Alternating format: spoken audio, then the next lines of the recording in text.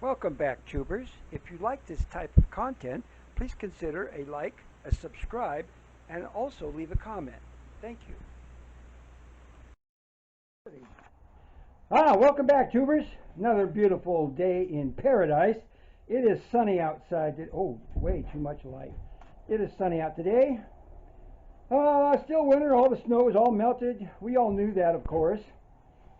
Welcome back to my channel where my name is Jeffrey. Name of my channel, of course, is Reverend Jeffrey.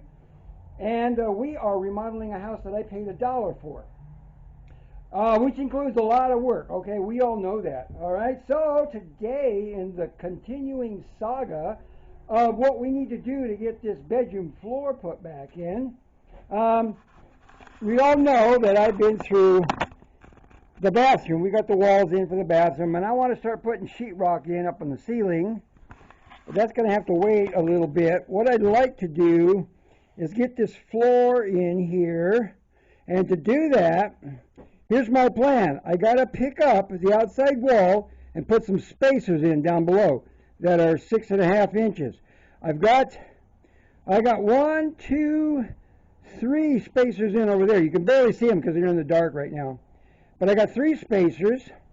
My thought behind this pattern is once I get the floor joists in, then I've got half a sheet of, little less than half a sheet of subflooring in over here that I built the subfloor on with the bathroom. And then the other half will go in here, and then it'll fit right before that one spacer. That's why I put it there.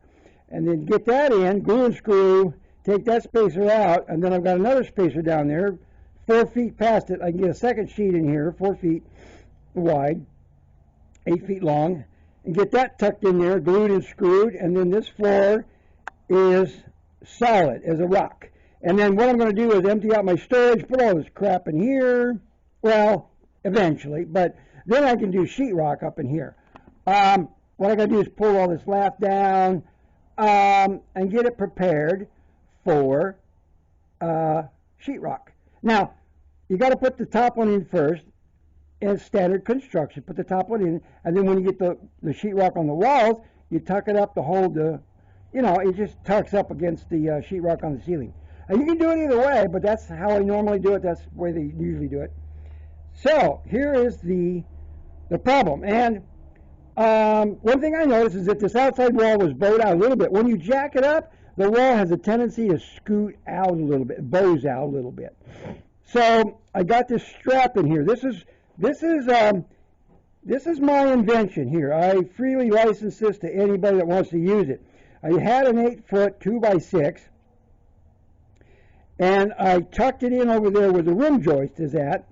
And of course the wall is up. The wall is up an inch over the top of that sill plate. I mean, the rim joist. Oh, boy, I tell you, I get those all confused all the time. Anyway, the rim joist. It's up. It's got spacers on it. You take the jack out, and it's resting on top of the spacers, and then you gently pull the outside wall in. And I just came in from outside. I looked at it. Well, I'll tell you what, that is straight as an arrow all the way down that outside wall on the outside there. So that is exactly what I wanted to accomplish. So what I got is a trucker strap here, the 2-inch wide one. I've got weight. See, it had a tendency to bow up like that when I pull, and when I pull on it really hard, it wants to come up like that. So I got a bucket with some cinder blocks in it, and then of course I got my toe jack sitting on it too, and that's a heavy son of a gun. Anyway. Keep this YouTube friendly. Anyway, I got it all the way down, and it keeps it down to my little plank right here I got. I don't want it sitting in the mud. So anyway, that pulled the wall in. I'm happy about that. Next is this bottom plate to the wall it's soft in a couple of spots. I broke it over here once, and I got a spot over here where it's broken a little bit. You're right there. You can see it. Anyway, so anyway, and it stops right there. So that's 10 feet, 3 inches. I've got my 12-footers. Oh, no. I've got my 2x4s. I have to get let's see what I got. I don't know if I got a 12 footer or I got an 8 footer. If I got an 8 footer, then I'll come to right here to the end of my sill plate. It'll come to this joist right there. I mean, this wall stud. And then I'll put in another section right here, which I got plenty of. So I might just piece that in just a little bit. So I'll check my inventory and see if I got a longer one, a 10 or 12 footer in there. And then anyway, so I'll replace that bottom plate to the wall. That'll be all nice and brand new and fresh. This is where the worst of the damage is at, right? Because all the rim joist and the sill plate was all rotted out, so I dug all that out. And then, of course, there's roots coming through there from the trees on the outside. So I dug those all out. Oh, the trees have got to go away. But so anyway, I got to dig this all out with my pick and shovel and my hands and my sawzall and whatever else I can get in there. So I'll get that all cleaned out, like I did all the way around here. Most of this stuff just fell right out. Once I got the wall picked up, I was just picking this stuff out. Anyway, so that's where we're at today. I haven't been recording lately, because, it's been winter, and I had to deal with the snow. So, anyway, snow's all gone. We're back to work, and that's what we got going. Anyway, I just wanted to give you a quick update as to what I've been working on. And everything's going smoothly. I mean, I try something. If it don't work, then I try something else, and then, it all works out in the end. So so now, once I get that outside wall picked up, and I got 6.5 inches worth of clearance all the way across there, I can then proceed about getting that rim joist in there with all of the floor joists all, screwed to the back side of it. And it'll sit on top of the rim joist, on the sill plate, so I don't have to put hangers on that particular one, right? I need hangers on this side of the beam, and that's fine. I'll get all those floor joists all lined up.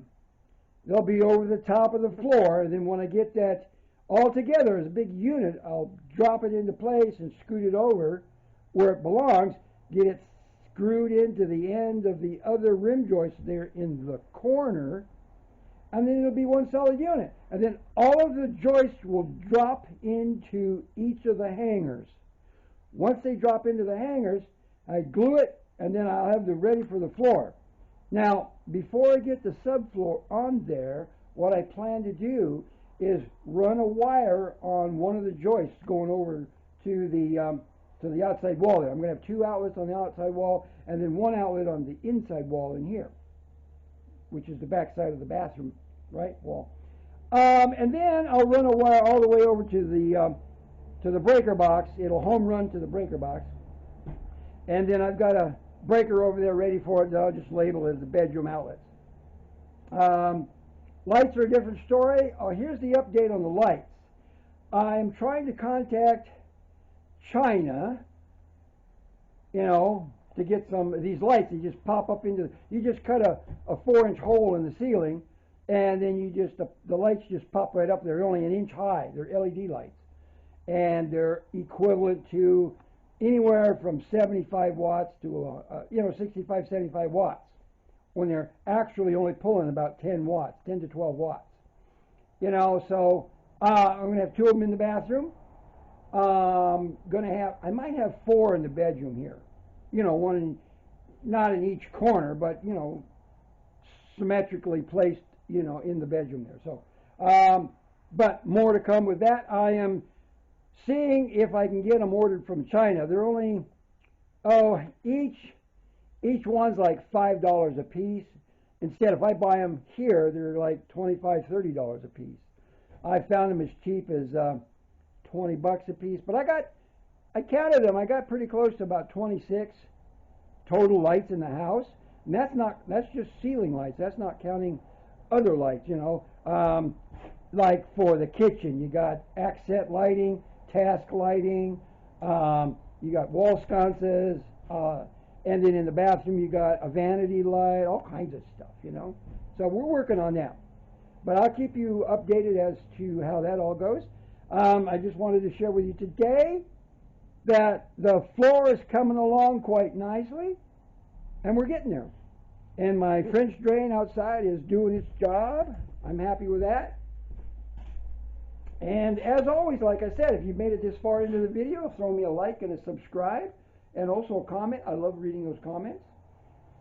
And I'm loving it. So we'll catch you on the next video, which hopefully, I got to ramble 1 second. My laptop is down for a week. So I ordered a hard drive for it. I know it's a hard drive, because I screwed it up. Anyway, so I got a hard drive coming in a couple of days. I'll get it installed, and then I'll get all my editing software on that laptop and get that all rebuilt and everything. So next couple of days, I'm going to do some restoring on my computer equipment, and then we'll get you there. Anyway, like and a subscribe and a comment. I want to hear from you guys. Anyway, we'll catch you on the next one. All right, bye.